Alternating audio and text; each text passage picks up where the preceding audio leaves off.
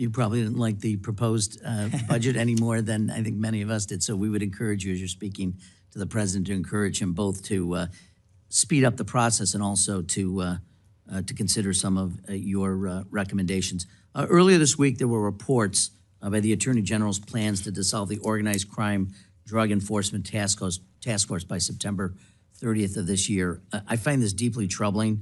The task force's recent success in my district, just last week, we removed over 200 grams of fentanyl from the streets of Rochester, New York, where I'm privileged to represent. I did send earlier today a letter to the Attorney General, which I would ask unanimous consent to enter my letter into the record, but expressing my concern over the decision and reminding the Attorney General that funds appropriated by Congress for fiscal year 25 are required to be spent, and the legality of the decision aside, the FBI is an important member of that task force. I wonder if you could just share with me the importance of the work to national security and to the public, and how, if you've been consulted, and what your views are on the efforts to decommission it. I believe are you referring to OCDEF, sir?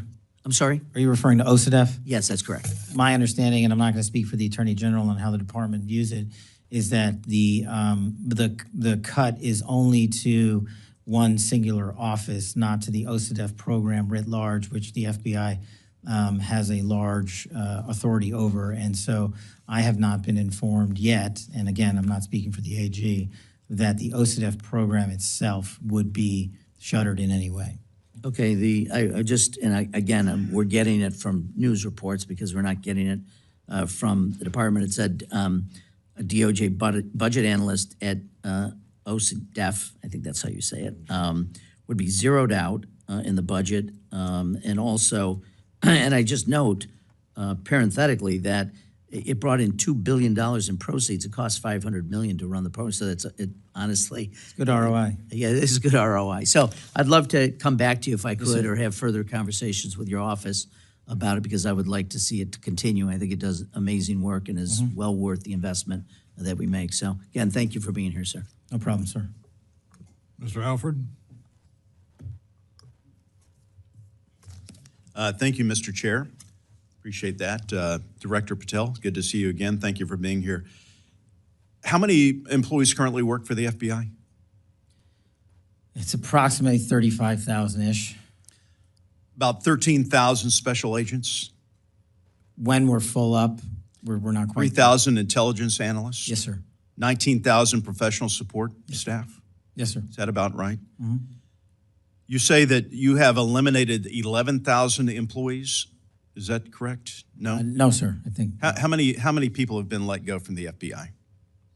I don't believe I fired anybody. No one has been, but you could be firing up to how many? Well, I could if I would be forced to remove an additional 1,300 employees if we go along with the budget that's out right now. So that's where the $545 million in cuts would come from? Right, and just real quick, so a large portion of that also, people ask why we don't have that in our coffers currently. It's because there was a 2%, and rightly so, pay raise. So we used a lot of funding that we received in the last cycle to make sure everybody got paid what they need to get paid. Were there any deferred resignations? I believe a number of individuals have taken the program offered by the Justice Department. Would hiring or firing have anything to do with loyalty to the President of the United States? No. Would retribution have anything to do with any hiring or firing decisions? None whatsoever, sir. Would retaliation have anything to do with any hiring or firing positions? No, sir. The fentanyl crisis is very real. I had a friend who's lost 2 sons in the last 3 years to fentanyl poisoning. I prefer to call it poisoning because that's what's happening. China, Mexico, poisoning our young people, killing some 300 on average a day in America. We've discussed this before a couple of weeks ago. With the southern border almost 94% secure now, the attention is turning towards the northern border. Would you care to expound on that, please? I could talk about this for a long time, but I'll keep it short. Basically, if you look at last year versus this year, our enemies and adversaries, as I said in the beginning, are adapting and have gotten smarter. So a lot of the CCP processors of fentanyl precursors are no longer going to the narco traffickers down south. They're going down there into terrorist organizations and shipping it up north. They're making it in Canada, and then they're dumping it down here. Why? Because of the tyranny of distance. We've got a lockdown on most of the southern border. And just to highlight for you the known or suspected terrorist statistics in entering this country illegally, last year was about 350. The overwhelming majority of them came in from the northern border. This year, we're on par right now with about known or suspected terrorists entering the country from the northern and southern border, and it's about 45 each. So it's not just drugs that are coming in, but it's those looking to do harm on our way of life. How do we counter that? We need a literal full government approach, across the board, state level wide approach, but we also need to take our adversaries more seriously overseas and not fall to the traditional position that if we're successful in one area, they won't adapt. They always do. You mentioned earlier in your testimony and some answers to previous questions about relocating personnel to the interior of America, getting them out of Washington, D.C. How many would be going to the Kansas City regional office? Approximately 37 positions to Missouri, 33 to Kansas City, 1 each to Topeka, Wichita, Jefferson City, and 2 to Springfield. And why are they needed there? You said that you're sending these to the most violent places, I believe was a quote. So I didn't decide that. I asked the people at the Bureau who've been doing this job for 20 plus years, tell me where we need to send agents, intel analysts, and SOSs. And these are the places they told me to send them and why. Because of the proportion of violent crime per capita in those regions needs to be covered down on. And that's not to say, and I don't want to say Kansas City has an explosion in and of itself, it's violent crime, but Kansas City covers down on a large area in Missouri and its surrounding states that have an explosion in violent crime, and that's why we're sending them there. Do we have the facilities to accommodate these personnel moving out into the regions? You do. There's been a lot of conversation about a new FBI headquarters. With the 30 seconds left, I know that you have an idea of moving the headquarters to the Reagan building, is that correct? We're currently in the process of reviewing options to keep the FBI within Washington, D.C., but we will most certainly be leaving the Hoover building because it is simply unsafe for the FBI personnel. Director, thank you for your service. I yield back. Ms. Dean. Thank you, Chairman Rogers, Ranking Member Meng, Chairman Cole, Ranking Member DeLauro. And thank you, Mr. Patel, for your testimony and for being here today.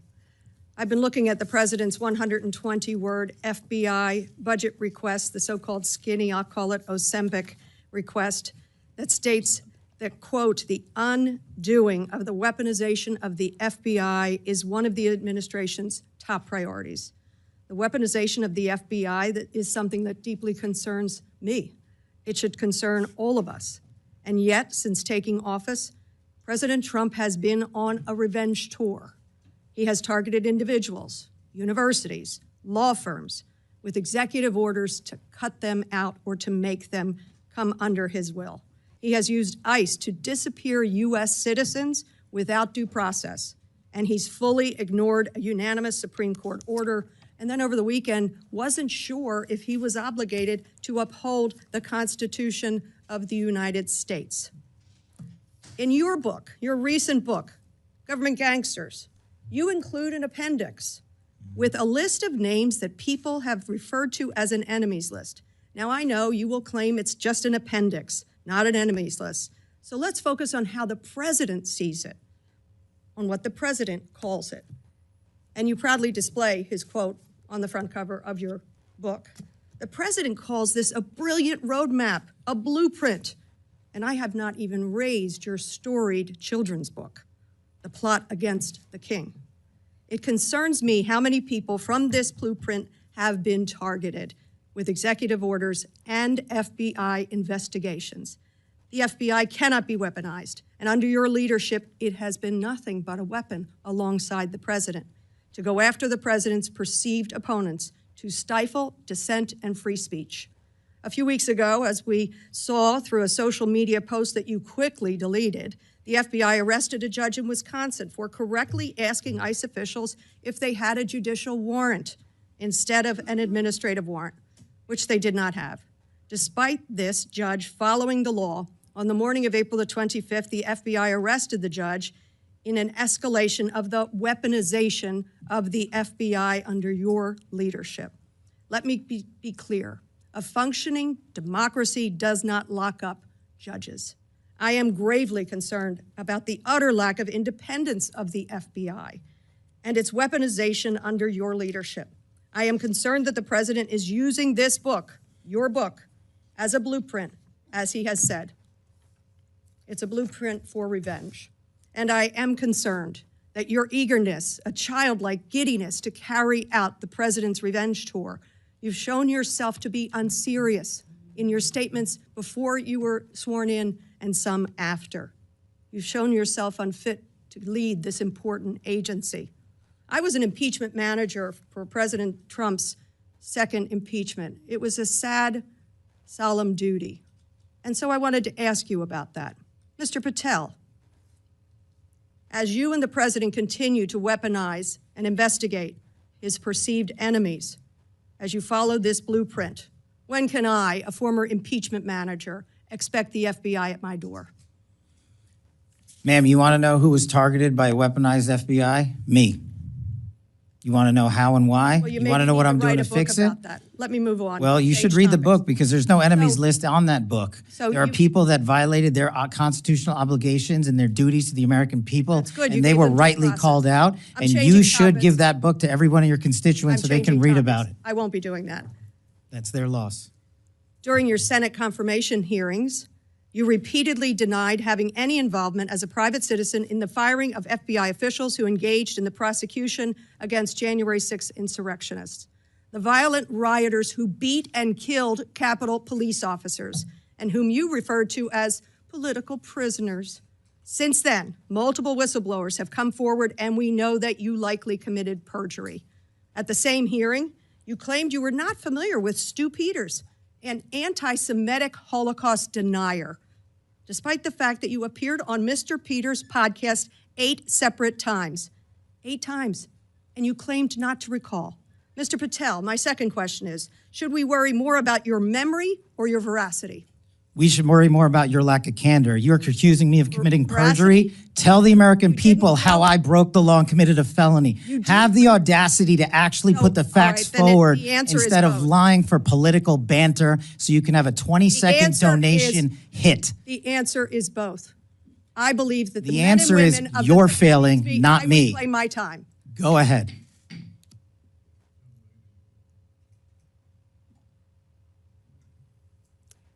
Mr. Patel, I believe that the members of the FBI, and I know many of them, many retired, 38,000 people, as you say, it's a little less than that now, deserve the very best, deserve extraordinary independence, deserve freedom from the fears of being investigated, the freedom of coming forward to make sure they're doing their job. And I'll end with this, that I think it's interesting that in your proposal today, you find yourself at a gulf of difference between you and the president. I wonder how you will resolve that. Will you go to the president and say, we need $11.2 billion, not what you cut out of here? You're asking for more than $1 billion than the president's request. Are you going to go to the president and straighten out that gulf? I'll do what I've always done and represent the American people, defend this country, and make sure the Constitution is always upheld and the FBI is never weaponized. Maybe you should do the same. So you agree with the president when he says he doesn't know if he should uphold his constitutional duty? If you want to just keep putting words in my mouth, the TV cameras are outside. I thank you. I yield back. Again, this is an unserious moment, sadly, for the FBI. I yield back. More so for you. Mr. Strong. Thank you, Chairman Rogers. Director Patel, thank you for being here today. I'd like to also extend my thanks to your staff and the hardworking men and women of the FBI and for restoring America's trust in the FBI. I'd like to commend your efforts to move FBI personnel into the field rather than into the Beltway, where their work can be the most impact. Let me start by shining a light on my district, Alabama's 5th Congressional District, which includes Huntsville, Alabama, and Redstone Arsenal. The FBI's presence at Redstone Arsenal dates back over 50 years to 1971, Currently, FBI Redstone seats over 2,000 personnel and includes personnel from 20 of the FBI's 30 sections. Time and again, North Alabama has answered the call to support the FBI with a second-to-none workforce, state-of-the-art facility, and plenty of room for cost-effective and responsible growth. Director Patel, a few weeks ago, you visited Redstone Arsenal in my hometown. Could you share with us what you saw while you were there and the impression the visit left with you? What I saw while I was there was the best example of what I've seen when appropriators work with the Bureau to defend the nation. And I wish everybody would go down to Huntsville, Alabama. It is our premier experienced law enforcement capability center and training facility that the interagency only wishes they had. What we have down there in cyber, in long-range missile defense capabilities, nested there with NASA and the Department of Defense, and further programs, including our Terrorism Explosive Device Center, which the world relies on to stop bombs from going off, and so much more is down in Huntsville, Alabama. And the reason it's there is because appropriators were brilliant enough to provide a space outside of Washington, D.C., to take a geographic footprint and save money instead of rebuilding here in Washington, to do it for half the cost in Alabama. And that's why we're moving 500 FBI employees this year to Huntsville, because the technical expertise they possess, and we do not want to remove from the FBI, is nested in Huntsville and not Washington, D.C. And in order to train the future men and women of the FBI, the DHS, the DOD, and every other intelligence agency we have, they're already asking us, when do we get to go to Redstone? So I encourage everyone to go down there. Director Patel, I applaud your commitment to making America safe again and returning the FBI to its core mission. We must continue to get our dedicated FBI agents back into the field and out of the beltway to protect America. This is there's no better place to achieve this than Redstone Arsenal in Huntsville, Alabama. Huntsville provides the most cost-effective location, distinct partnership opportunities, a high quality of life for personnel, and a remarkable talent pool. Director Patel, could you expand on the plans for moving personnel and programs to Huntsville, as it's often called FBI HQ2? What are the timelines for executing this, and do you have the necessary resources to execute this move? Taking those in reverse order, the short answer is no. So we've got the North Campus and the South Campus down there. North Campus largely constructed and filled. The South Campus has been, the land has been leveled and the plots have been mapped out. And in order to fill it, and in order to build buildings 3 and 4 and 5, as we call them, and the new training facilities that we and the appropriators have already looked into and approved, we're going to need another $160 million to accomplish that. And once those buildings are built in the next 3 years, we will move another 13, maybe it's 1,400 employees down to Huntsville, because again, we are not removing them out of Washington, D.C. to remove them. We need a place that allows their skill set to be met. And it's not in Washington, D.C., and tragically, it's not in Quantico either. I wish it were, because then we wouldn't move them. But that's what we're looking to build, is for the future. It also gives us a landing platform in a more centrally located area of the country for these specialized teams to deploy out into the rest of America when something goes boom or when there's a tragic accident. So I am asking the appropriators not only for the $145-ish million to finish the build, but the $60 million for the O&M to keep the facilities up. With the great work occurring in Huntsville, I want to highlight the interagency collaboration between the FBI, ATF, DHS to address bombing incidents and the use of explosives. The FBI's Hazardous Device School, Terrorist Explosive Device Analytics Center, or TDAC, are located at Redstone. The ATF's National Center for Explosive Training and Research and the U.S. Bomb Data Center are also located in Huntsville. Likewise, DHS routinely collaborates with these partners, specifically their Office for Bombing Prevention. Director Patel, could you talk a little bit about the interagency efforts to address bombing incidents and the use of explosives? Yes, I'll try to be brief. Just like with drone technology, our adversaries, when it comes to explosive devices, their technical capabilities have exponentially increased. And in order to keep up and stay ahead and not behind of the boom, what we have to do is train. And this is another point of training for Redstone Arsenal. Everyone that's qualified as a bomb technician in the FBI and the rest of the country gets that training at Huntsville, Alabama. And that's the reason we need these schools to exist. So to stay ahead of the fight And these explosive devices that are being engineered in people's basements in places across the world and they're being shipped here, we need to know how to shut those off before they explode, and that's what Redstone does. Thank you, sir. Mr. Chairman, I yield back. Mr. Fan. Yes, sir. Thank you, Chairman. Thank you, Director Patel. In a local situation in Maryville, Indiana, within my district, I have a high-intensity drug trafficking area, HIDA, which receives federal funding. That works with the local law enforcement. We are the crossroads of America near Chicago. The drugs that you're talking about are transported through those areas all the time.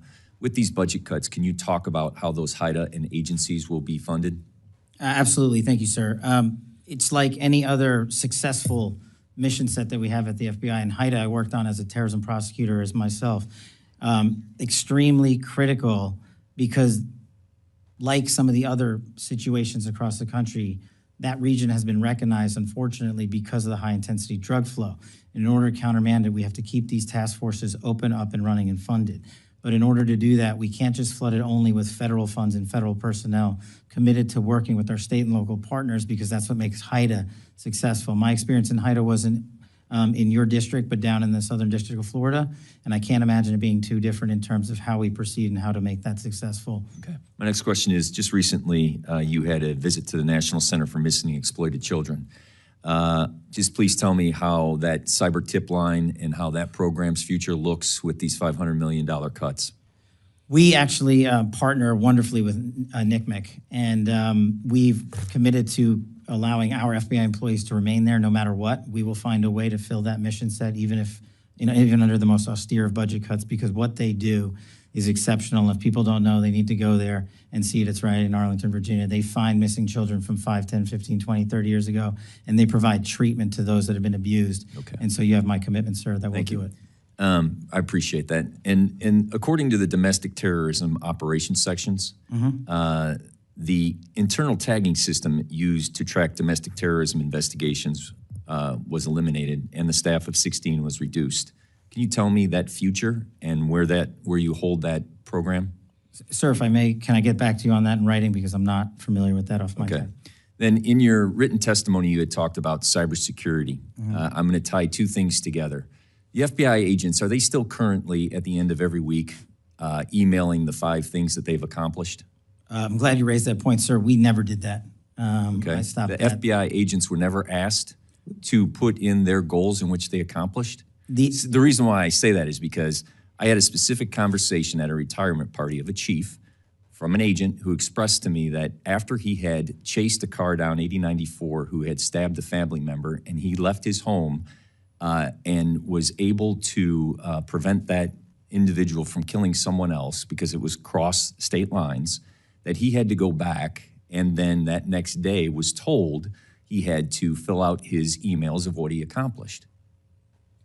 That email was sent across government agencies. So it was sent to the FBI. It was sent to. So you just said it was never sent to the FBI. So was it or was it not? It was sent to the FBI. I, as the director of the FBI, said we are not. Who sent it? We are not responding to it. It came from a general account at the department. Okay, so then my next question is, that information that my FBI agent in my district sent to that agency, how is that information protected?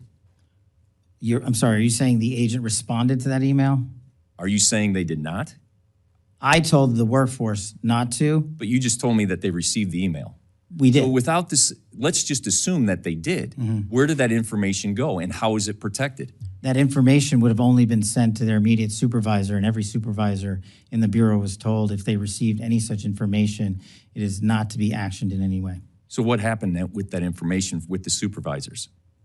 I don't know. Well, I'll have to get back to you on that, if any was collected, but if it was. So you said that the FBI, that a different agency sent that email. What was that agency?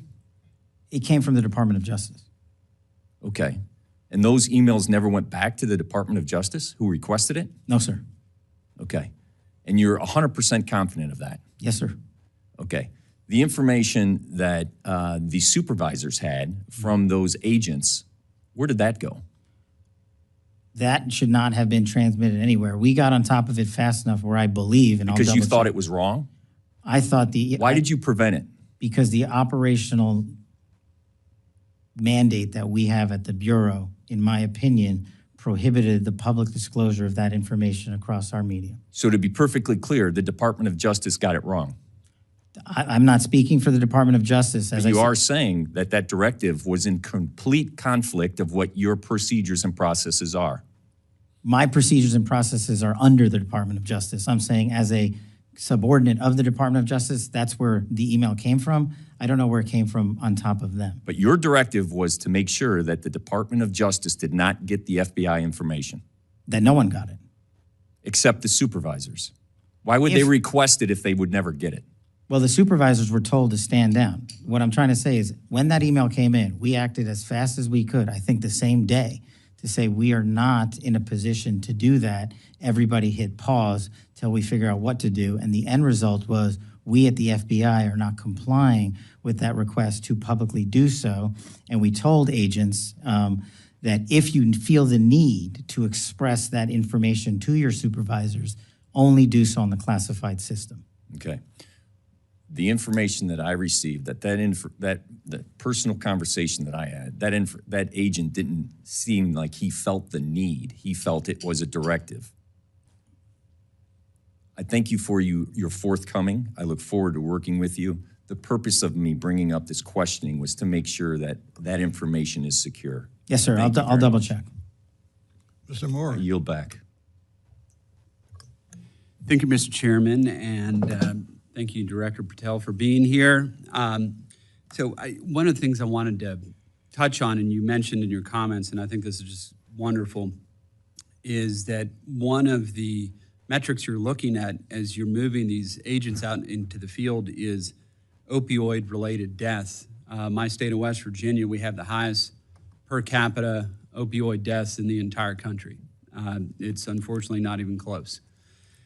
And as you're moving these agents out of Washington and out into the field, I believe you recently toured our CGIS building there in Clarksburg, West Virginia, which I think is a great facility, which is in my district. And is that facility going to receive any additional FBI personnel? Thank you, Congressman. Yeah, touring CGIS was an incredible opportunity for me to understand what I don't think most Americans and most of the world doesn't.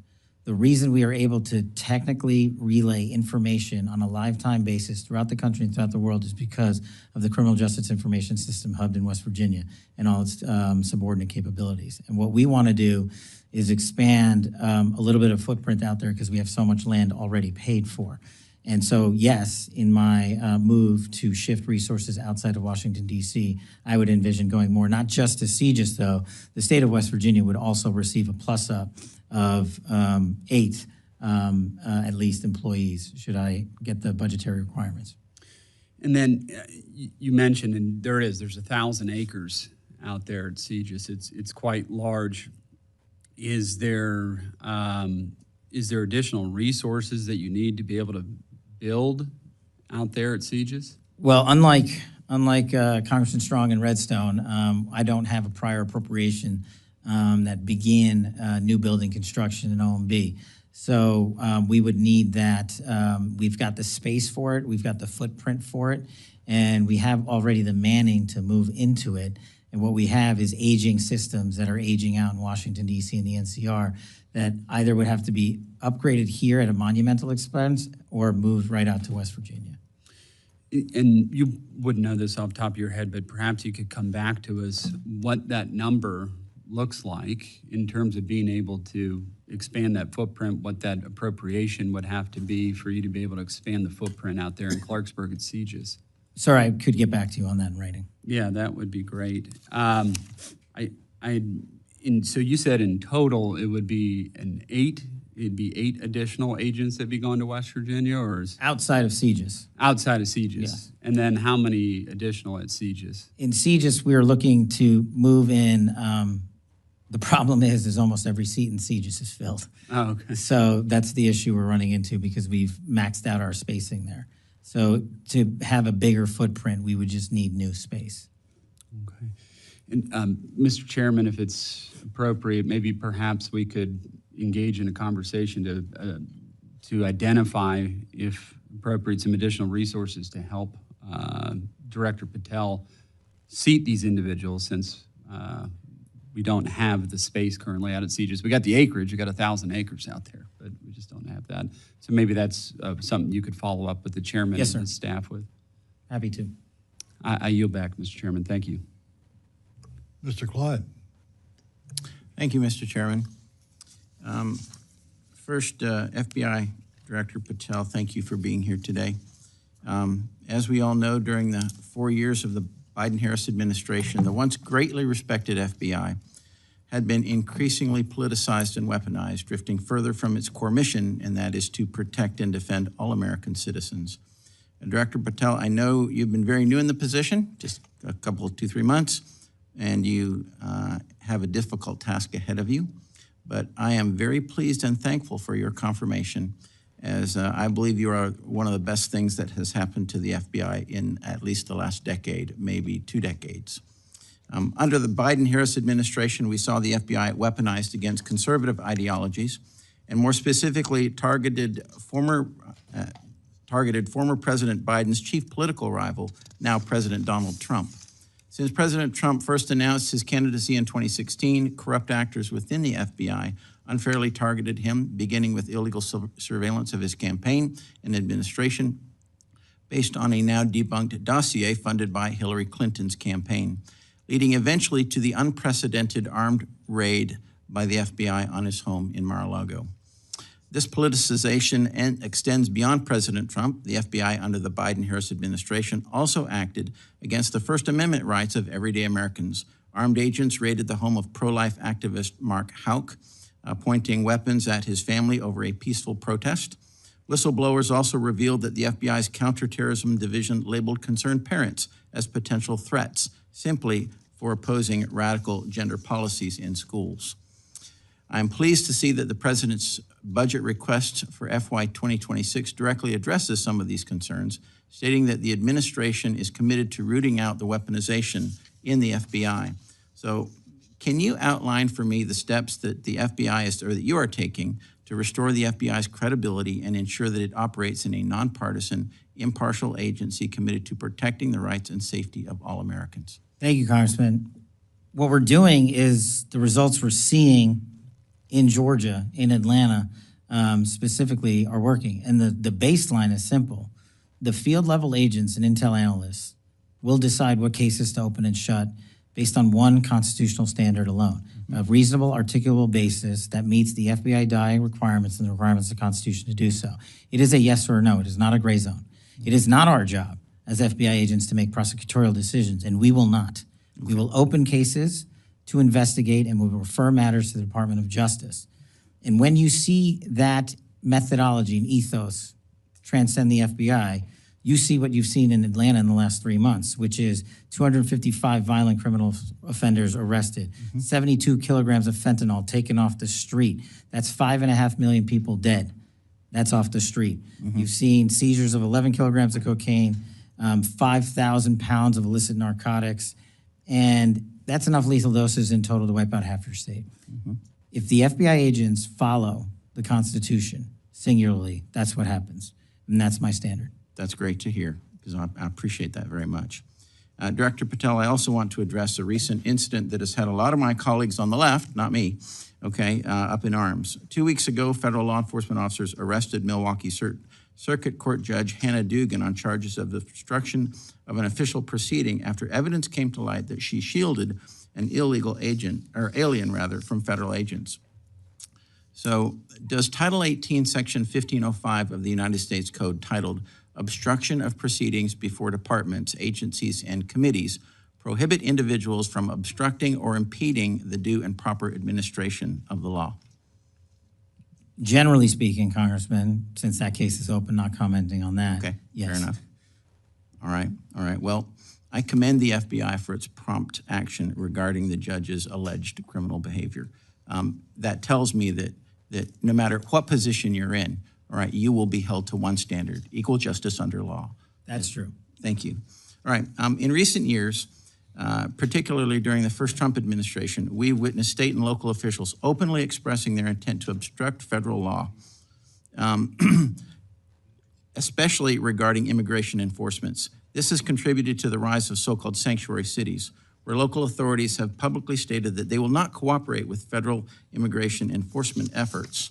So how does the FBI intend to respond when judges or other officials, elected officials, continue to take actions that hinder federal law enforcement, such as those observed in Milwaukee? The FBI can only enter spaces under the Constitution that it is permitted to do so.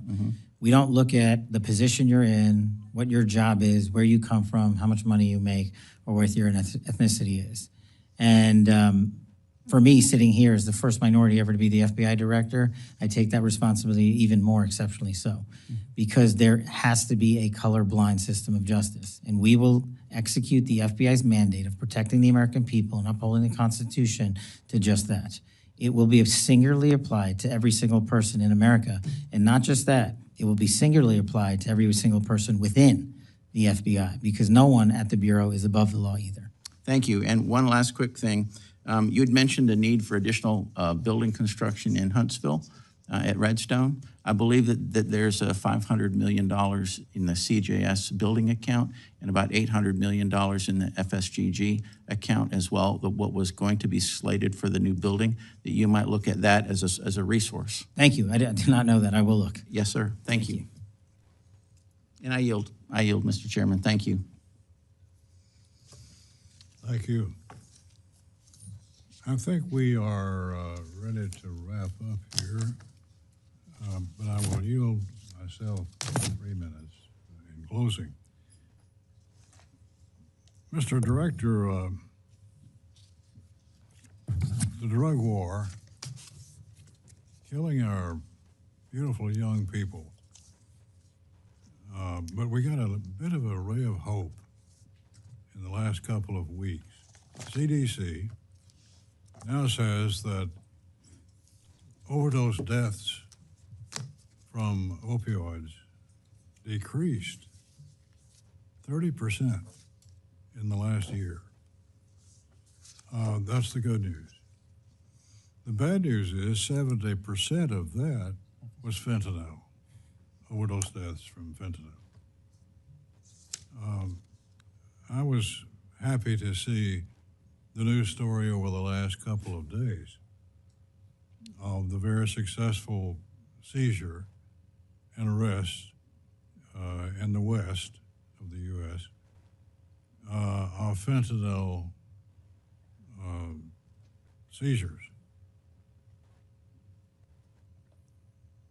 The cartels are the culprit. The drugs are bad, but they have to have this national, international organization in place, infiltrating every metropolitan area in the U.S. and otherwise. Cartels.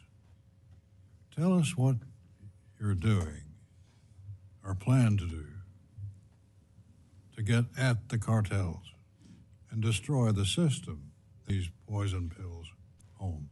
That's just it, Mr. Chairman. So in the first couple of months since we took over, we just 1 month ago, extradited 29 Mexican national cartel figures out of Mexico. So what we're doing is going down there to Mexico and saying, if you're going to import drugs and kill our children, you're coming here to face American justice. And that was just one trip. We've had 3 since I've been in the seat. That's part 1 of the issue, taking the fight down to the cartels in Mexico to the extent that the FBI can. We're partnering with our intel community partners and ultimately with the Department of Defense and whatever the administration decides is appropriate to take further action there. But that is still being worked out. Overseas, one of the things I'd like to highlight, and I'm glad we were able to get this in, is the fentanyl is killing our children and our youth. But no one is looking at the precursor machines and factories in mainland China. We are. We started that the day I hit the seat. And I did not accept the answer that whack-a-mole is how you do it, because if you take down 1, then another 50 gets stood up. Well, we're going to take down 1 plus the 50 and the 100 after that. But what we need is an all-of-government approach to focus on the precursor shipping in mainland China. Because if you stop that and you stop the shipments going to our allied nations, such as Canada and Mexico and South America, then you stop their ability, the cartel's ability to make fentanyl. And that's my big push at the FBI on the fentanyl crisis. I wish you Godspeed. Ms. Bing, would you like to reply? Thank you, Mr. Chairman. I thank you, Director Patel, and your team for being here. I am disappointed that the chair is not allowing a second round of questioning. This is not typical, especially for an agency as large as this one. But I do thank you for being here. I thank you for your testimony. I thank you for your as previously stated willingness to uphold the Constitution, to uphold the law in restoring public trust for the agency and making sure that apportionments are accessible to the American people. And I know that you are, as you said, in the midst of this appropriations process. You talked about the $11.2 billion that you personally believe would be helpful to be most, for the FBI agency to be most effective. And as we work together, bipartisan, like Mr. Morelli said, to combat everything from violent crime to fentanyl to terrorism, we do want to work with you. And we would love more additional information. Obviously, we won't be able to do it during this hearing, but after the hearing on how we can get to the specifics where you arrived at the $11.2 billion, we'd love to work with you. And then I do want to yield my additional time to my colleague, Ms. Dean. I thank you. Thanks to Chairman. And I thank you for being here, Mr. Patel. I want to enter into the record pages 81 and 82 of your book, which is entitled Government Gangsters. And on 81, you said that Congress should use aggressive congressional oversight to expose every single bit of filth and corruption in the FBI and DOJ. Interesting, I didn't hear you talking about that anymore because you have 37,000 talented folks working with you and under you. You also, on 82, entering into the record, you wished that folks would testify publicly without time limits. I'm disappointed that we couldn't have done that. We should have not had such time limits. And then finally, I do want to enter into the record your Appendix B. It is entitled Members of the Executive Branch Deep State. And just pulling through a couple of them, I see listed in here dozens of people, but the Covington Law Firm, Mark Esper, Perkins Coie, Miles Taylor, Andrew Weissman, and so many others. I enter those into the record.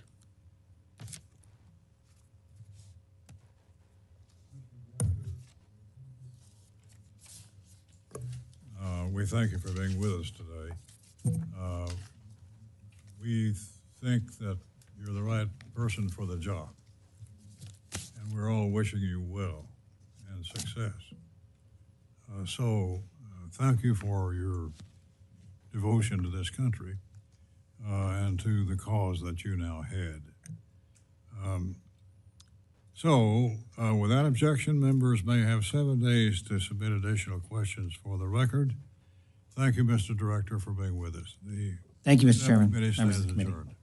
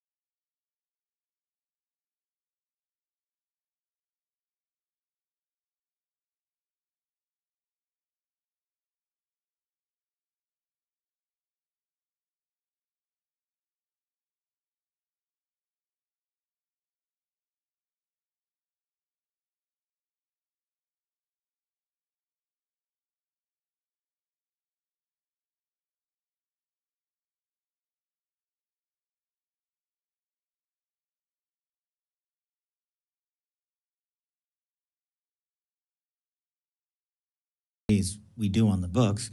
We don't have 38,000 humans. So year over year, those cuts have led to book attrition. And in order to get some of those back and some of those vacant slots back, we need to actually fund them. And the rest of the funding would go to preventing the removal of an additional amount of agents. Well, look, I'm sure you share our frustration. You probably didn't like the proposed budget any more than I think many of us did. So we would encourage you, as you're speaking to the president, to encourage him both to speed up the process and also to consider some of your recommendations. Earlier this week, there were reports by the Attorney General's plans to dissolve the Organized Crime Drug Enforcement Task Force by September 30th of this year. I find this deeply troubling. The task force's recent success in my district, just last week, we removed over 200 grams of fentanyl from the streets of Rochester, New York, where I'm privileged to represent. I did send earlier today a letter to the Attorney General, which I would ask unanimous consent to enter my letter into the record, but expressing my concern over the decision and reminding the Attorney General that funds appropriated by Congress for fiscal year 25 are required to be spent, and the legality of the decision aside, the FBI is an important member of that task force. I wonder if you could just share with me the importance of the work to national security and to the public, and how, if you've been consulted, and what your views are on the efforts to decommission it. I believe are you referring to OCDEF, sir? I'm sorry? Are you referring to OCDEF? Yes, that's correct. My understanding, and I'm not going to speak for the Attorney General on how the department views it, is that the cut is only to one singular office, not to the OCDEF program writ large, which the FBI has a large authority over. And so I have not been informed yet, and again, I'm not speaking for the AG, that the OCDEF program itself would be shuttered in any way. Okay, we're getting it from news reports because we're not getting it from the department. It said a DOJ budget analyst at OCDEF, I think that's how you say it, would be zeroed out in the budget. And also, and I just note parenthetically that it brought in $2 billion in proceeds. It cost $500 million to run the program. So that's honestly good ROI. Yeah, this is good ROI. So I'd love to come back to you if I could, or have further conversations with your office about it, because I would like to see it continue. I think it does amazing work and is well worth the investment that we make. So again, thank you for being here, sir. No problem, sir. Mr. Alford? Thank you, Mr. Chair. Appreciate that. Director Patel, good to see you again. Thank you for being here. How many employees currently work for the FBI? It's approximately 35,000-ish. About 13,000 special agents? When we're full up, we're not quite. 3,000 intelligence analysts? Yes, sir. 19,000 professional support staff? Yes, sir. Is that about right? Mm-hmm. You say that you have eliminated 11,000 employees. Is that correct? No? No, sir, I think. How many people have been let go from the FBI? I don't believe I fired anybody. No one has been, but you could be firing up to how many? Well, I could if I would be forced to remove an additional 1,300 employees if we go along with the budget that's out right now. So that's where the $545 million in cuts would come from? Right, and just real quick, so a large portion of that also, people ask why we don't have that in our coffers currently.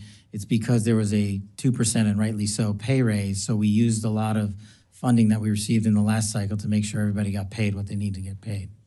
Were there any deferred resignations? I believe a number of individuals have taken the program offered by the Justice Department. Would hiring or firing have anything to do with loyalty to the President of the United States? No. Would retribution have anything to do with any hiring or firing decisions? None whatsoever, sir. Would retaliation have anything to do with any hiring or firing positions? No, sir. The fentanyl crisis is very real. I had a friend who's lost 2 sons in the last 3 years to fentanyl poisoning. I prefer to call it poisoning because that's what's happening. China, Mexico, poisoning our young people, killing some 300 on average a day in America. We've discussed this before a couple of weeks ago. With the southern border almost 94% secure now, The attention is turning towards the northern border. Would you care to expound on that, please? I could talk about this for a long time, but I'll keep it short. Basically, if you look at last year versus this year, our enemies and adversaries, as I said in the beginning, are adapting and have gotten smarter. So a lot of the CCP processors of fentanyl precursors are no longer going to the narco traffickers down south. They're going down there into terrorist organizations and shipping it up north. They're making it in Canada, and then they're dumping it down here. Why? Because of the tyranny of distance. We've got a lockdown on most of the southern border. And just to highlight for you the known or suspected terrorist statistics in entering this country illegally, last year was about 350. The overwhelming majority of them came in from the northern border. This year, we're on par right now with about known or suspected terrorists entering the country from the northern and southern border, and it's about 45 each. So it's not just drugs that are coming in, but it's those looking to do harm on our way of life. How do we counter that? We need a literal full government approach, across the board, state level wide approach, but we also need to take our adversaries more seriously overseas and not fall to the traditional position that if we're successful in one area, they won't adapt. They always do. You mentioned earlier in your testimony and some answers to previous questions about relocating personnel to the interior of America, getting them out of Washington, D.C. How many would be going to the Kansas City regional office?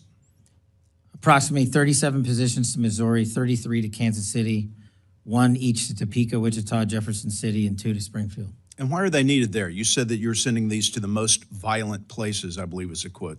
So I didn't decide that. I asked the people at the Bureau who've been doing this job for 20 plus years, tell me where we need to send agents, intel analysts, and SOSs.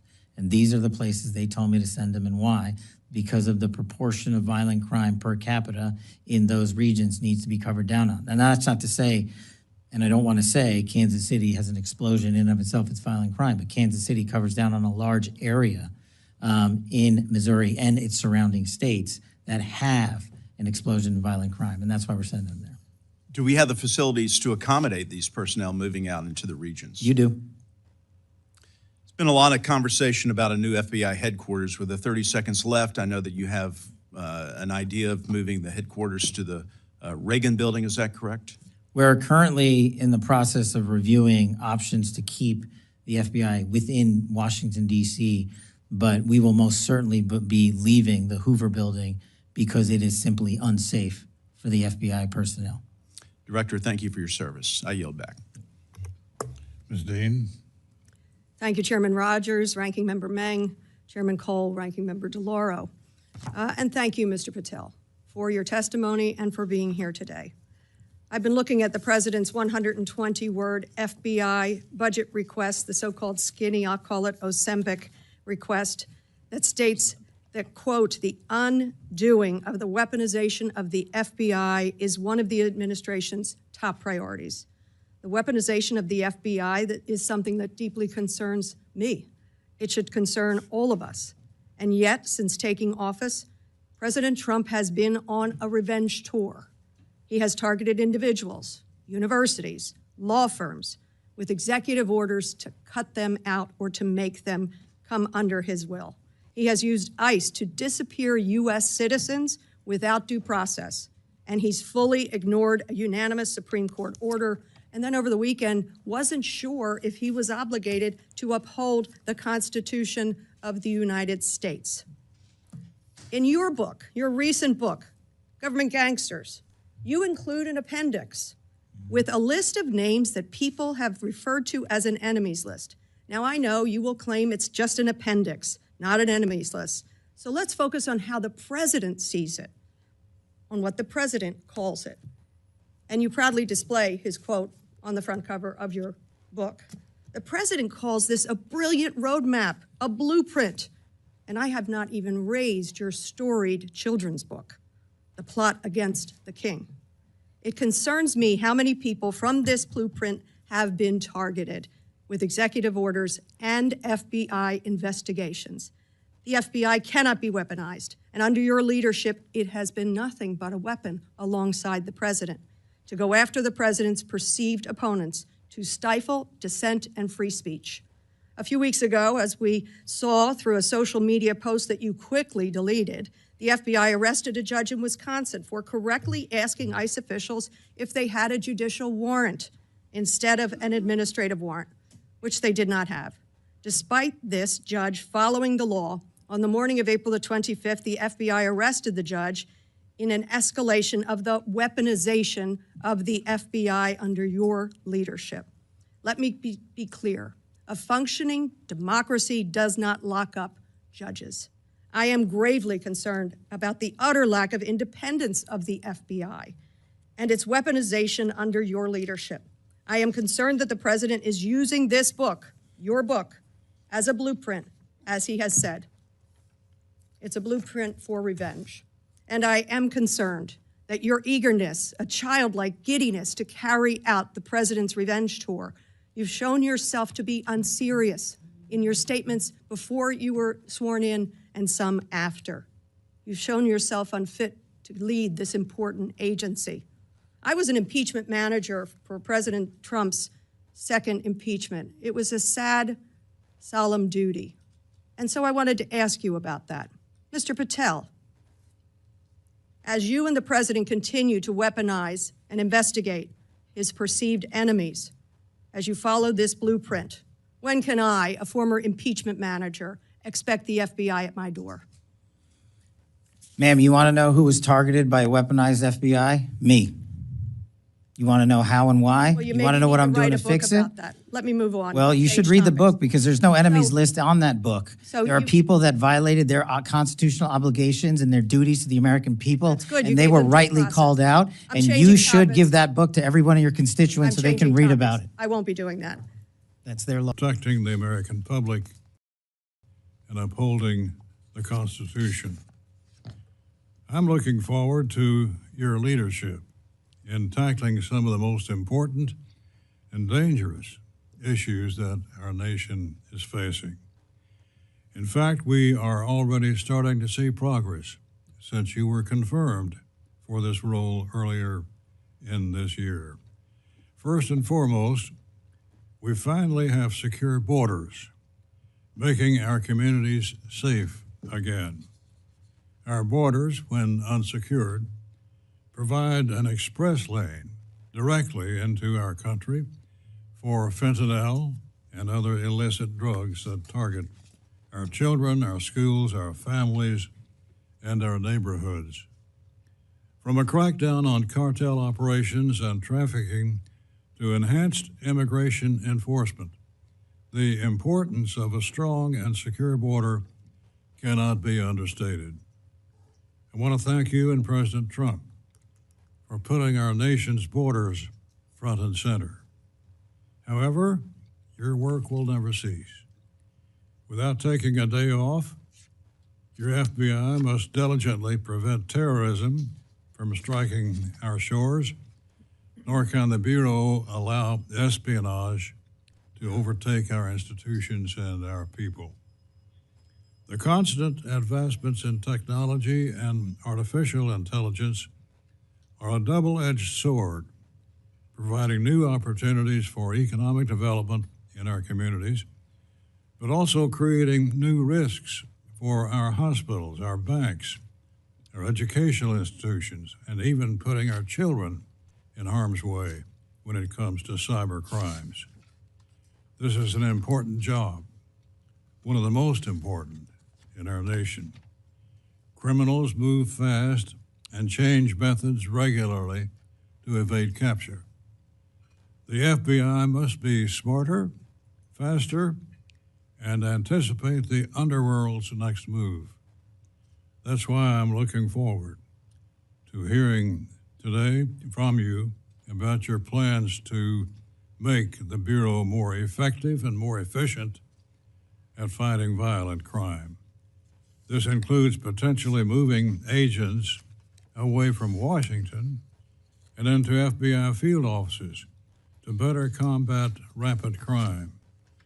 However, just last Friday, the President sent to Congress a preliminary budget that reflects a $545 million cut to the FBI. The information provided was limited in detail, So I look forward to hearing from you about this cut, and if enacted, what impact this level of funding would have on the FBI.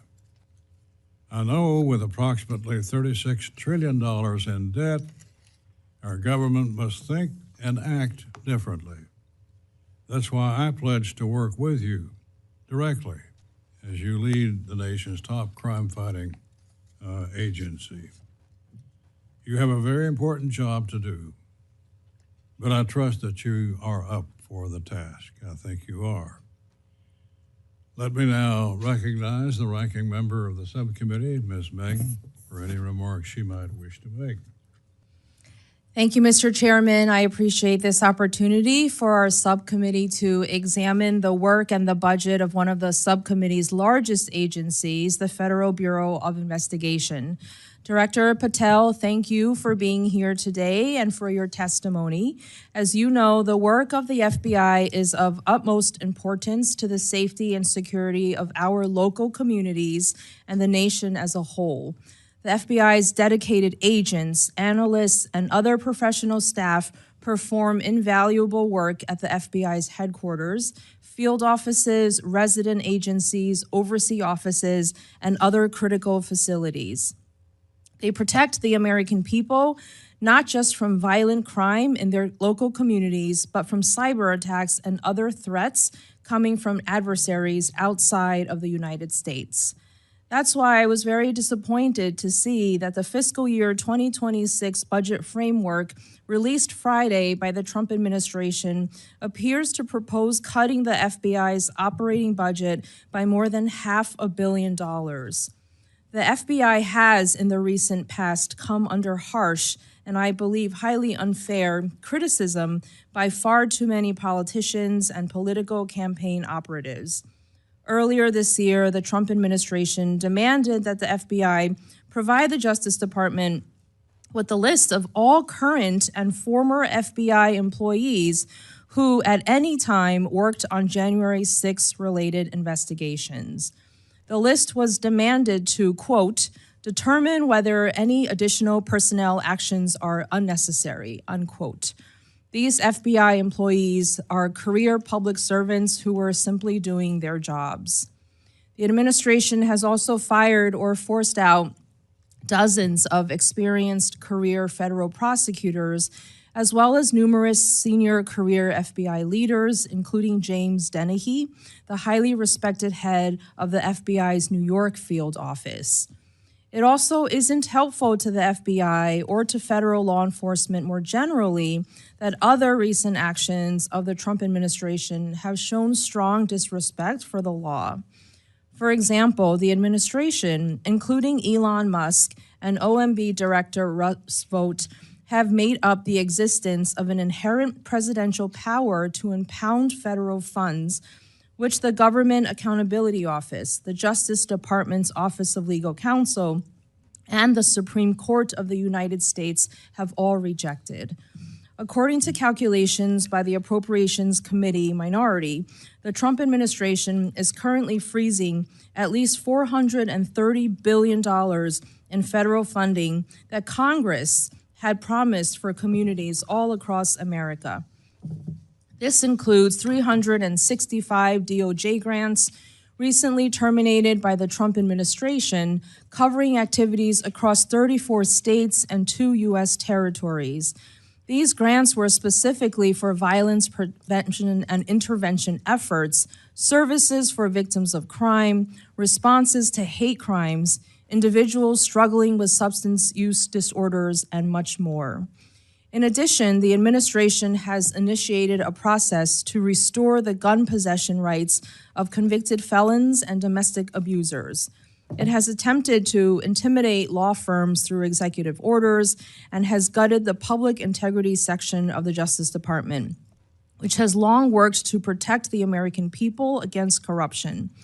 And just this past Sunday, when asked in an interview whether U.S. citizens and non-citizens living in our country deserve due process rights as laid out in the Fifth Amendment of the Constitution, the president answered, quote, "I don't know, I'm not a lawyer," unquote.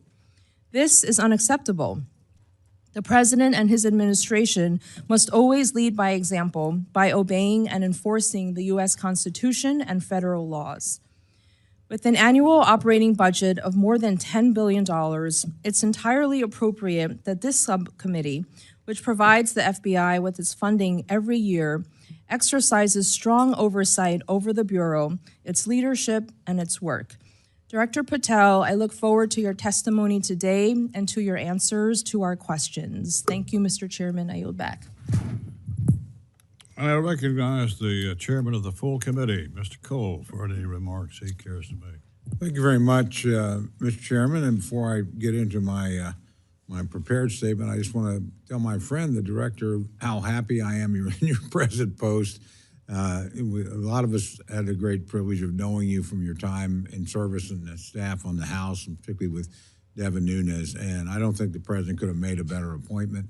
And I think you're off to a great start. And I look forward to working with you. I know you'll find, and know Chairman Rogers, but you'll find the members of this committee very anxious to work with you to make the American people safer and more secure. So just thank you for being there. Thank you for the sacrifice you went through. I know you didn't have the easiest of confirmation processes, but I think that was probably to be expected. But thanks for going through it, and thanks again for taking this responsibility, because I know you're going to discharge it with great distinction.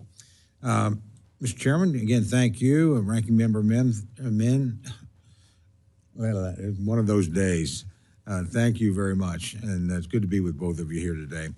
I'd like to welcome you, Mr. FBI Director. It's good to see you again, and thank you for appearing before us today. I want to remind everyone that when the Dean of the House and the chair of this subcommittee entered Congress back in 1981, discretionary spending stood at 45% of the federal budget, and mandatory spending was 55%. Fast forward today, we now have discretionary spending reduced to 28%, and mandatory spending having swelled to 72%. And as a percentage of the GDP, when the Dean got here, we were appropriating 9.8% of the GDP. We appropriate 6.4% of the GDP today. I simply point that out to say if we have a spending problem, it's not the Appropriations Committee where the problem is. We've actually reduced the amount of the resources of the American people we've taken to discharge our responsibilities, and the Dean's been a big part of that. Wouldn't have happened without him. The President has delivered, obviously, a starting point for this process of appropriations with his recent FY26 blueprint.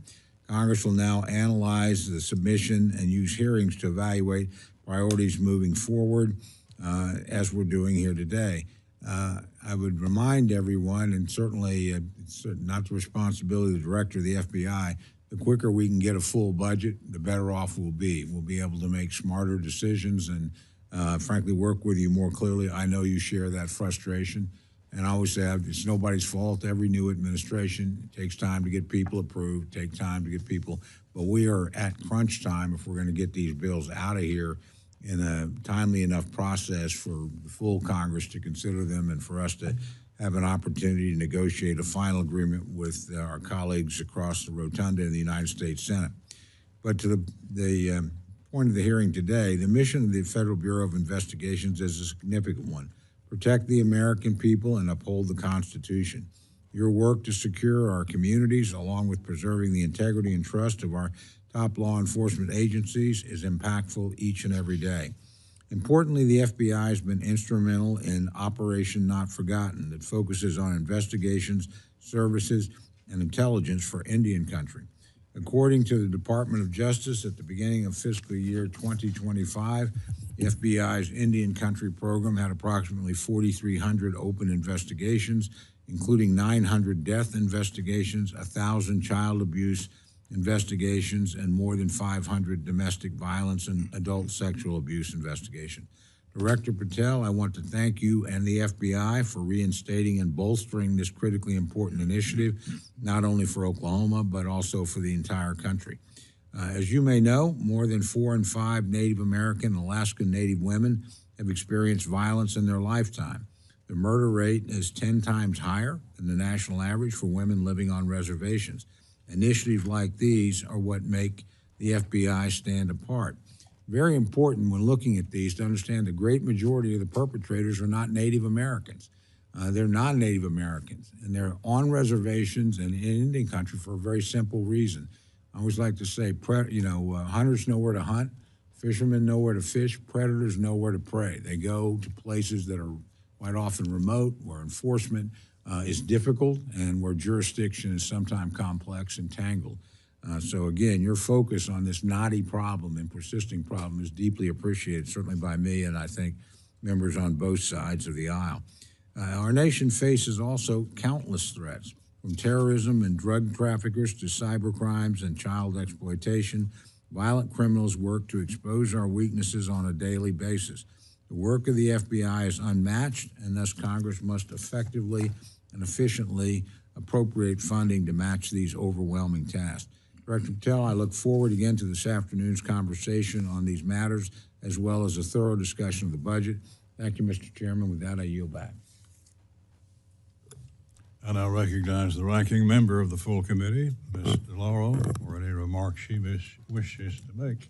Thank you so much, Mr. Chairman and ranking member, for holding this important budget hearing.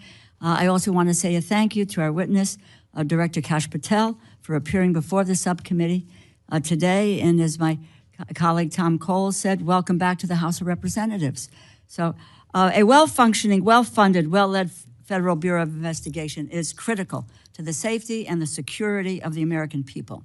The men and women of the FBI are dedicated public servants who work diligently and often in dangerous settings to keep criminals off of our streets. But unfortunately, the Bureau's civil servants have been the focus of demeaning and destructive attacks from this administration and its allies in the media, which endanger and undermine the administration of justice in this country. The American people expected President Trump to address the high cost of living. But the president is not laser focused on the cost of living crisis. He is actually making it worse. Instead, he put Elon Musk and billionaires in charge of our government, and they are attacking civil servants who are not loyal to him, but to the Constitution and to the rule of law. This administration is deliberately undermining agencies that protect the American people. The president is more focused on attacking political opponents than attacking high prices for everyday essentials. And the American people are paying the cost while the president embarks on an agenda of revenge, retaliation, and retribution. And he is attempting to wield the FBI to those ends. Undue political pressure from the White House to investigate political opponents or to quash investigations of political allies threaten the Bureau's credibility and the very foundations of the rule of law. The FBI director must shield the Bureau and the rule of law from political pressure, not act as an instrument for implementing the president's political hit list. President Trump's immediate removal of senior officials at the FBI upon his taking office strikes me as an especially naked attempt to purge the Bureau's ranks of anyone who does not profess loyalty to the president. This happened the day after you told members of the United States Senate, and I quote, "There will be no politicization at the FBI. There will be no retributive actions taken by any FBI should I be confirmed as FBI director," end quote. The administration's retaliation against those who helped bring violent January 6 insurrections to justice and the ensuing dismissal of the head of the FBI's New York field office under your watch puts that pledge in doubt. Quite frankly, the Bureau's leadership appears at best somewhere between acquiescent to the president's retributive urges and in absentia. By instilling a culture of fear and retaliation, you're undermining the Bureau's employees and undermining the Bureau's ability to stave off terrorist attacks and keep violent criminals off of our streets. The FBI plays a critical role in intelligence gathering and analysis. The FBI does not bring just criminals to justice, it foils terror plots. With a weakened and discouraged Bureau workforce, Americans are less safe because of this administration. Even though we received President Trump's concepts of a budget plan on Friday, we are now into May without a real budget from the White House. I'm eager to learn about how the FBI would continue to fulfill its mission with a proposed $545 million cut to salaries and expenses, especially with the suggestion that the Bureau should reduce or eliminate, quote, duplicative intelligence activities that are already effectively housed in other agencies, end quote.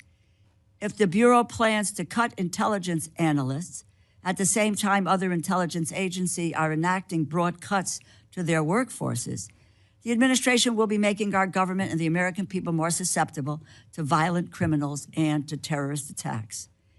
The FBI exists to protect Americans from criminals. The American people deserve assurance that everyone will be treated fairly and equally under the law. They are not seeing that from the Trump administration's FBI under your leadership, and we must receive clear and convincing answers as to why that is. I look forward to your testimony, and I yield back. Mr. Director, it's a pleasure to welcome you to the Congress. You're no stranger here, having a part of your resume on the Hill. So welcome back to your home base.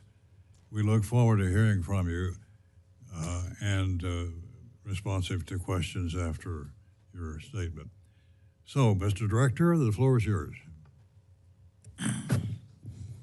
Thank you, Mr. Chairman. Chairman Rogers, Chairman Cole, Ranking Member Mann, Ranking Member DeLauro, and members of the committee. It is an extreme honor and a privilege to be sitting here today as the 9th Director of the FBI.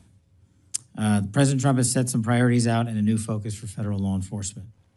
The FBI has heard those directions, and we are determined to deliver on our crime fighting and national security mission with renewed vigor. I'd like to highlight just a few things the FBI has undertaken in the few short months that I've been at the helm. We have apprehended 3 of the FBI's most top 10 wanted fugitives in the world, 3 in less than 3 months. We've joined our partners at DHS and conducted targeted operations to round up fugitives around the country. For instance, in Massachusetts alone, we apprehended 370 violent fugitives. We seized, along with our partners at DHS and the Department of Defense in one operation down off the coast of Florida, 44,000 pounds of illicit narcotics. That's $500 million of pure narcotics that would have hit the streets, are now off the streets permanently. And as part of Operation Allied Corridor, we've targeted approximately 3,000 illegal aliens with ties to criminal organizations who are eligible for deportation or removal. Children. Today, as we talked about with the Attorney General in Operation Restore Justice, prioritizing crimes against children is a priority of mine and will continue to be of the FBI. Just this morning, we announced that we executed over 450 search warrants and have rounded up in the last month alone over 400 individuals who choose to enact acts of violence against our children. 205 in the last week alone, to include individuals in positions of trust, such as teachers and law enforcement officers.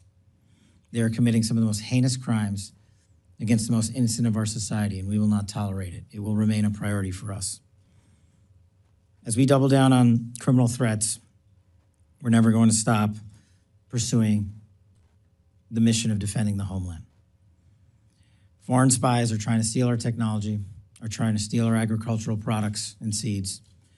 Cyber actors are looking to infiltrate our networks on a daily basis from all parts of the world, and foreign and domestic terrorists continue their plotting, both here and overseas.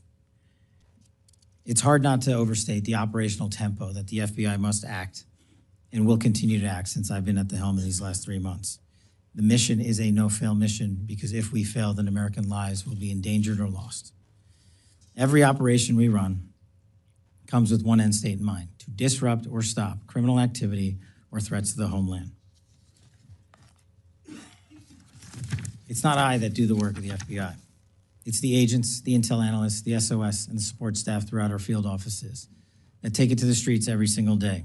It's our linguists who translate and transcribe from dialects that most people on earth don't even know about in offices on a 24/7 basis so that our search warrants can be signed out, so that our arrest warrants can be signed and approved by judges. It's the everyday women of the FBI across the country, many of them I've gotten to meet in my short time. And prior to that, in my time as a terrorism prosecutor, worked hand in glove with them, both here in America and overseas. Our Joint Terrorism Task Force is a heartbeat of what defends this country from domestic and international threats of terrorism. Every one of our 55 field offices has a Joint Terrorism Task Force situated in almost every single state in this country, covering every single state in this country. We've stopped many plots, including against targeting energy facilities in Baltimore, and of course, the tragic New Orleans day plot, terrorist attack. One of our initiatives, of course, is to continue to fight against illicit fentanyl trafficking and narcotics trafficking into the country. Every 7 minutes in this country, as of last year, an individual, an American citizen, is killed from a drug overdose. To that end, we have enacted, along with our partners across the interagency and the Southwest Border Intelligence Center, the Counter Cartel Coordination Center, as what we call it, the FBI, the C4. We have flexed assets over to that area and are using it as a regional hub to countermand the narcotics coming across the southern border. It's important efforts like these that not just stop the narcotics traffickers and narco-terrorists from entering our country, but from pouring drugs in. We must work with the interagency to accomplish this goal. We will work with the interagency to accomplish this goal. It's not an FBI mission alone. We will partner with anyone and everyone willing to achieve this mission set. In one of my first actions as director, I gave my agents and intel analysts an opportunity to go out and serve in the field. And many of those individuals took that opportunity and have requested to be redeployed into the field, into every one of your states across this country. We are moving more than 1,000 positions outside of the Washington, D.C. area. And that's not the Washington field office or Hoover alone. That's what we call the NCR, the National Capital Region. Approximately 11,000-ish FBI employees of the 37,000 that are currently employed work inside the NCR. We need some of those field operatives out in the field. We need some of those intelligence analysts out in the field. We need their expertise in your states, in your counties, in your towns, because the threat to this country in 2025 is everywhere, and we cannot quarterback that mission from Washington, D.C. alone. We will remain here in Washington with the cadre we need to support the field offices, absolutely, but we need to bolden our efforts in the field. We are also, under my leadership, looking to cut waste, fraud, and abuse. We have found duplicative line item contracts already within the FBI, and we don't want to waste taxpayer dollars at the Bureau. We don't want to pay twice for something when we have been only needed to pay once. Modernizing and prioritizing the FBI is a critical component of what we need to do. Our capabilities and our infrastructure at the FBI are outdated. They have been the opposite of streamlined. An agent in our field office in El Paso does not have the same toolkit as an agent in our field offices covering the Dakotas as our agent in New York City. That's unacceptable to me. We will fix that. But building this new infrastructure is going to take not just a public effort, it's going to take a public-private partnership engagement, which we have already executed on. Members of this committee are important, critical partners to the fight against crime in this country and to defending our homeland. And you know better than anyone that our no-fail mission continues and can't continue without your investment and your support. I rely on your expertise.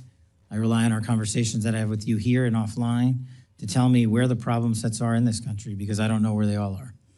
And then we can deploy assets to attack the growing problem sets. Our enemies are getting more and more creative by the day. And we need to keep up not just with the intelligence, but with you, who represent the men and women in the United States across this country. You have the ground level knowledge that we need to help fight this message. Without the funds to get ahead of our adversaries, I agree, we risk making trade-offs that will jeopardize the safety of Americans. So it's my commitment to you to work with you during this appropriations process to address budgetary needs, shortfalls, and also think innovatively to make sure we fund the FBI for a future. Thank you very much. Thank you, Mr. Director. We will proceed under the 5-minute rule. And to begin with, I recognize myself.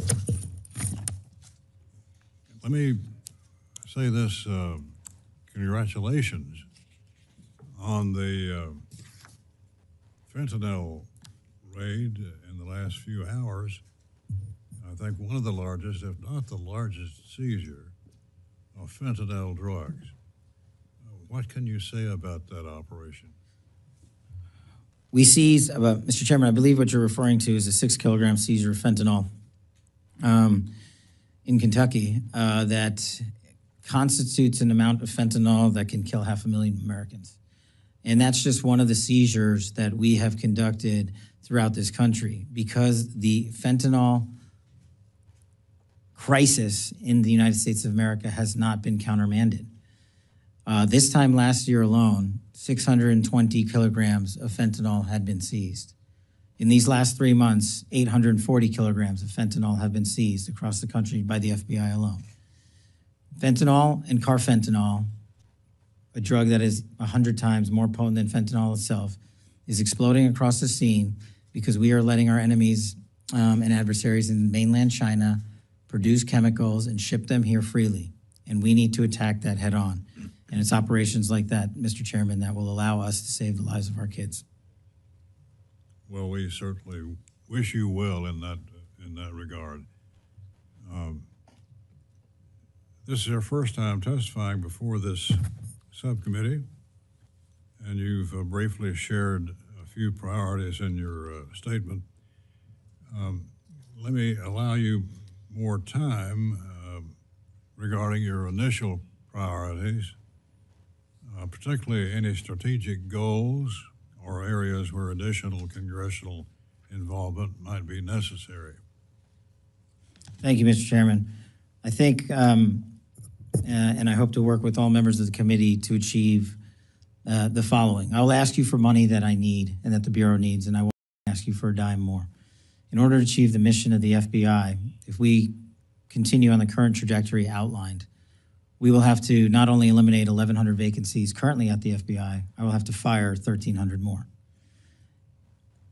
In order to fight crime at a level that is consistent with 2025, the budgetary number I've asked for in my paperwork is, I think, reasonable. And also, just to put it in perspective, it's multiples of billions of dollars less than what the TSA has to operate annually.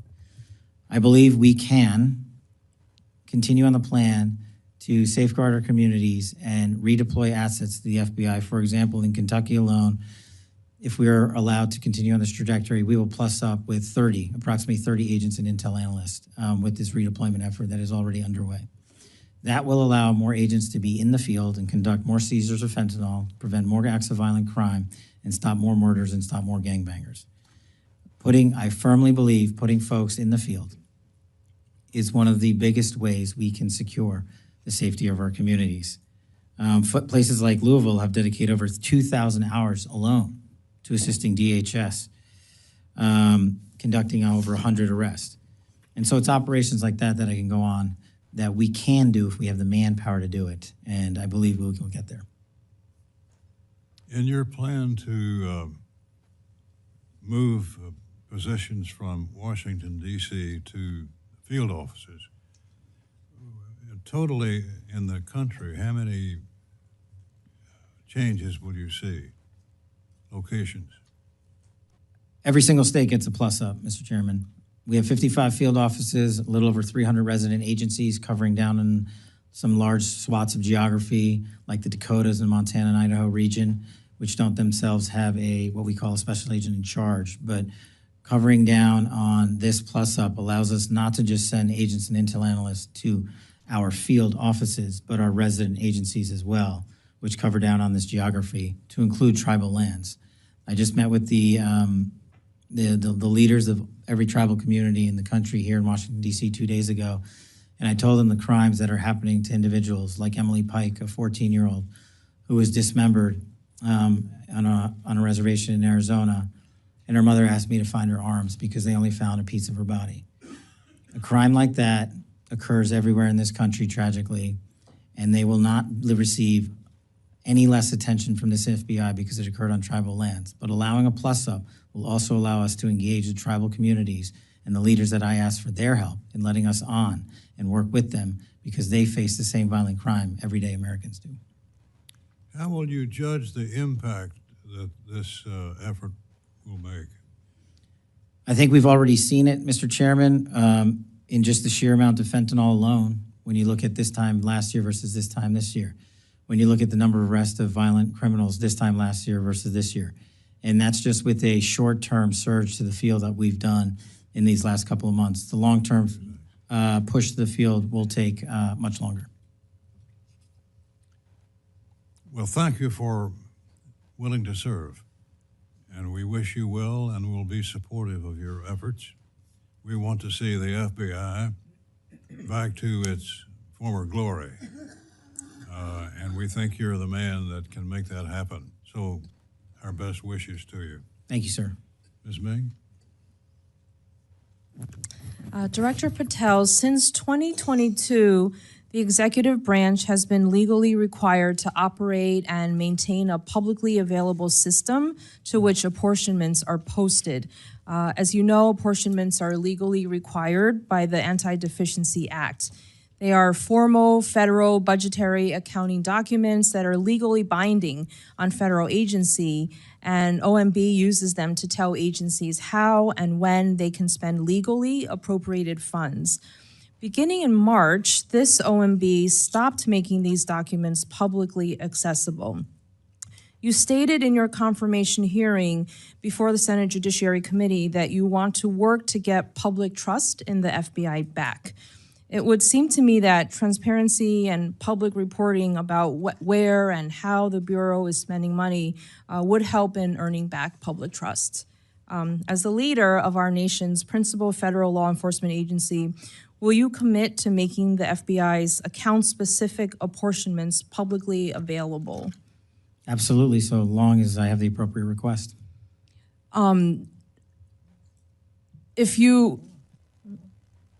The law requires that all the information be posted publicly. Are you committing to do that? If that's what the law requires, yes. I'm not the appropriations expert, but if that's what the law requires, that's what we'll do. Do you have a timeline of when that would be possible, and why, since March, has it been taken down? No, ma'am, but I will get you one. Okay, so thank you for committing to publicly post what is required by law, the apportionment for the FBI. I wanted to ask about one of the U.S. Attorney nominee Ed Martin. As you know, the FBI conducts background checks on nominees for senior positions in the federal government. Ed Martin has been nominated by the president to serve as U.S. Attorney for the District of Columbia, one of the top prosecutor positions in the country, and he currently holds that position in an interim role. If it has come to light that Mr. Martin has praised a Nazi sympathizer named Timothy Hale Cusinelli, who was also pardoned by President Trump after being convicted as a January 6th rioter. Mr. Martin called Hale Cusinelli, quote, an extraordinary man, an extraordinary leader. He's also falsely claimed that he did not previously know that he was a Nazi sympathizer. Do you think that this is the kind of thing that the FBI should be careful to investigate as part of its background checks on nominees such as Mr. Martin? Thank you, ma'am. I'm not familiar with Mr. Martin's specific BI investigation, but I can tell you how the BIs are done for everybody at the FBI. We have careers running the entire inspection division and HRD component. That has not changed since I've been in the seat, and every BI has been held to the same standard by them, and either they pass along the information from their investigations that they cultivate, or they don't. We do not tell them what to pass on and what not to investigate. Do you know if this information and past association was part of the record? I'm not familiar with his personal background. Do you think that these types of controversial comments and interviews, association with Nazi sympathizers and anti-Semitic comments would be appropriate for inclusion in a given FBI background check? Ma'am, since his nomination is pending, it's not for me to comment on it. I don't have the BI in front of me. But in general, do you think that comments and associations like these should be part of an FBI background investigation report? That's up to the field agents, ma'am. I can't rewrite that for them. They have a way of doing these investigations that I have not inhibited or changed or altered since I got in the seat. Will you look into it and make sure that should be included, controversial and very troublesome anti-Semitic comments and associations like that should be part of a background check? I will. Thank you. Lastly, as you know, earlier this year, the Justice Department demanded a list of all current and former FBI employees who at any time worked on January 6th investigations. According to the email from the then acting FBI director, the Justice Department will review those employees to, quote, determine whether any additional personnel actions are necessary. Director Patel, do you anticipate firing any additional FBI employees simply because they worked on January 6th related investigations? Thank you for the question. That email or memo was sent out prior to my arrival at the FBI. We have not addressed that specific email since I've arrived because the matter's in litigation in federal court. Do you anticipate firing any additional employees that may have worked in relation to the January 6th investigations? The only way you get fired from the FBI while I'm the director is if you violate the ethical guidelines or break the law. Okay. Thank you. I yield back. Judge Carter? Thank you, Mr. Chairman. Welcome, Mr. Patel. Glad to have you here, and I think you're going to do a great job in this new FBI. Given the Texas proximity to the southern border, what resources is the FBI dedicating to the counter cartel operations, fentanyl trafficking, and human smuggling network operating in coordination with foreign entities? Thank you, Mr. Carter. Thank you, Congressman. Excuse me. One of the things I mentioned during my confirmation hearing is the one thing I believe to be the underpinning of all violent crime, or at least the overwhelming majority of it in America, whether it's murders, gang violence, or sex slave trafficking, is narcotics.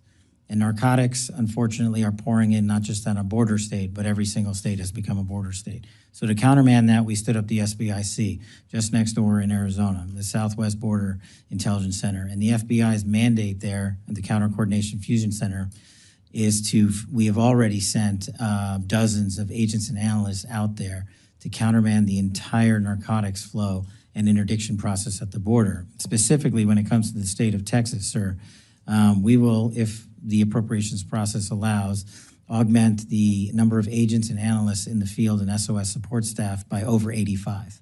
That will cover down on every major city in Texas and allow us to cover down on the RAs in the outlying regions. So those places include Dallas, Houston, San Antonio, El Paso, but also the half a dozen plus RAs we have inside the state. Just in a hearing that I was in this morning with the United States Army, an issue came up about the cartel taking down one of our drones with one of their drones. I'm very familiar with the general policy on the border that if they're shooting at you, you can't shoot back unless it becomes obvious that you're going to come into serious harm. The military can't shoot back, nor can, for that matter, the Border Patrol. What do you think about these drones? I mean, they're unmanned. They're coming across and shooting down drones we're using for observation and other things. I think the policy ought to be if they shoot down our drone, we shoot down theirs. What do you think about it? Well, I don't think I have the authority to reshape that policy, but if it were in my capacity as FBI director, I know we are working with the Secretary of Homeland Security, who has a larger portfolio in the UAS space than we do, to cover down on that threat. But just in my time in government, the first turn, the drone capabilities by our adversaries have significantly expanded. Their technology is wildly impressive, and they don't care if they lose one. Unlike us, we care when we lose a single one, as we should. In order to countermand that, you are going to have to, in my opinion, alter the domestic intelligence collection priorities on the NIPIF to prioritize who we collect against and what. And the what is the drone technology that we are not sufficiently covering down on right now. Thank you. That's a great answer.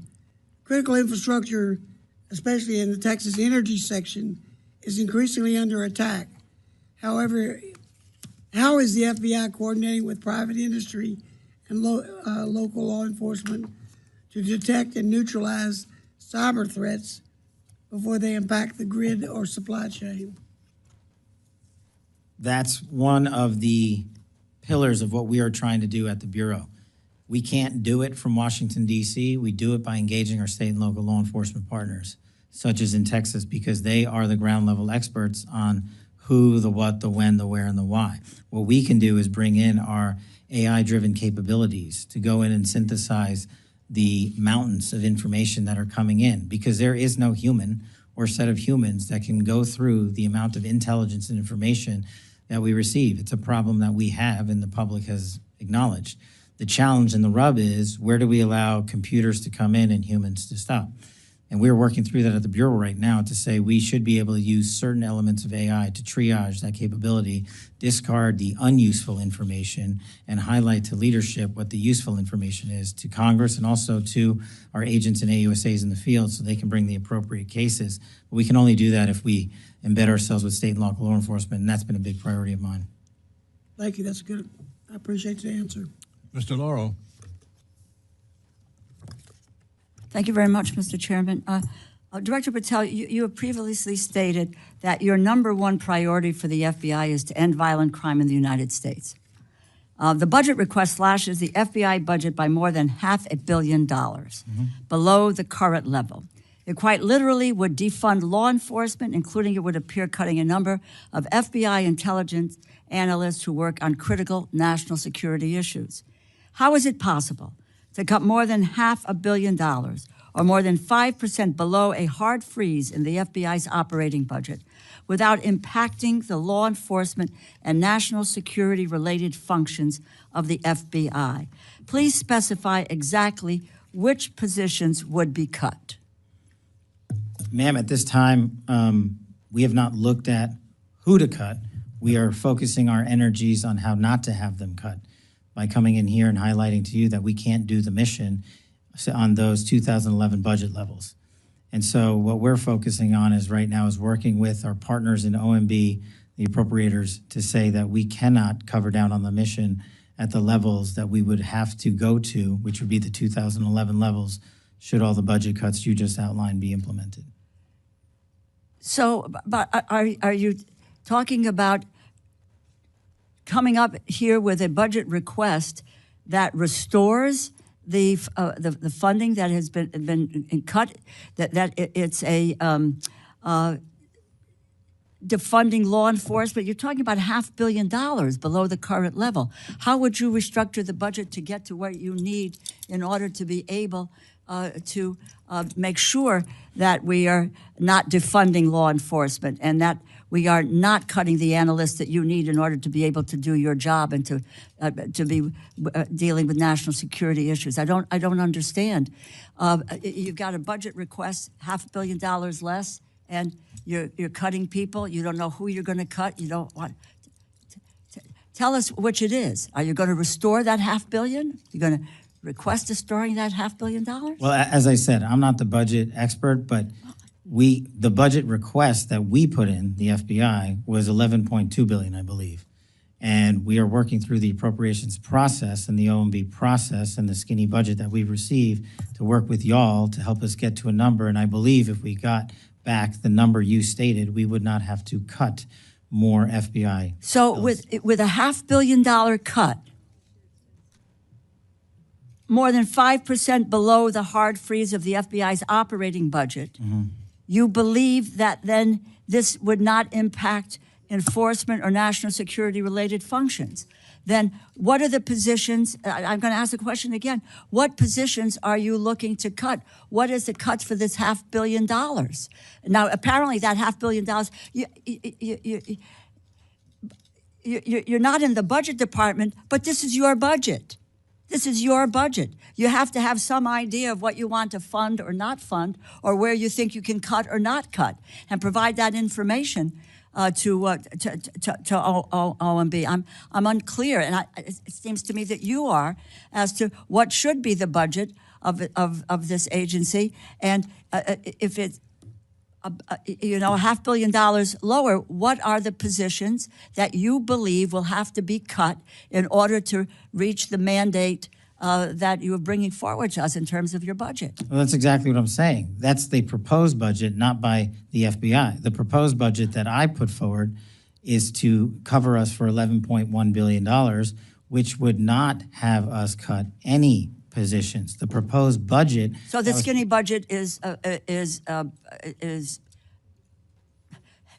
we don't have, the skinny budget is wrong. The skinny budget is a proposal, and I'm working through the appropriations process to explain why we need more than what has been proposed So in that budget. what do you need? You need $11.2 billion? Approximately. Okay. Now, is that going to be delineated? I don't know what that means in terms of cuts that would be coming up to reach that goal. So there would be no additional positions deleted from the FBI if you get that amount of money. That's correct. And that's what we anticipate is coming in a budget that we anticipate at some point. We don't know when we're going to get it, even though we will be in markups by the time this effort is underway. But according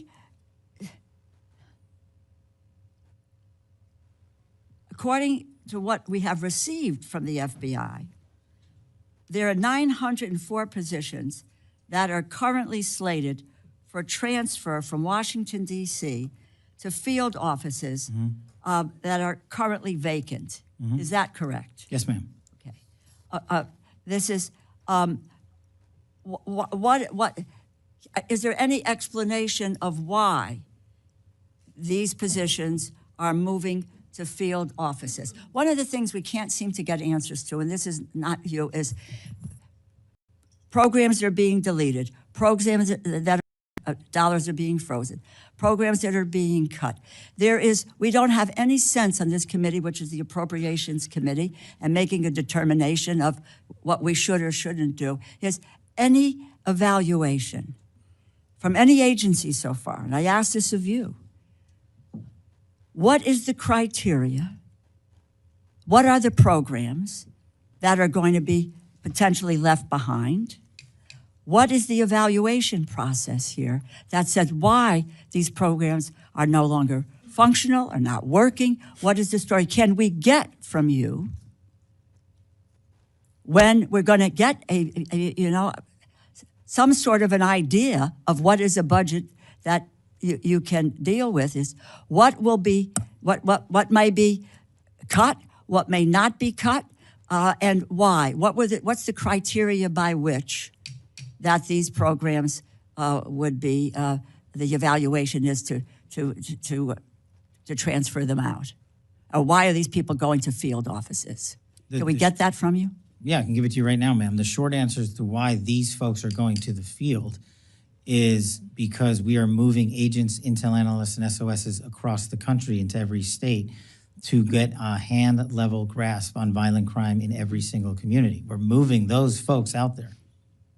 Okay, but I just will wrap up, and thank you, Mr. Chairman. You need to provide for us, specify exactly which so-called, quote, overhead positions are being cut, and since other federal agencies are also proposing position cuts, how won't this cut inevitably reduce the FBI's intelligence analytic capabilities? We need to have that information before we can determine what the budget is. Yes, ma'am. Thank you.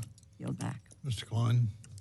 Thank you, Mr. Chairman. Thank you, Director Patel, for being here.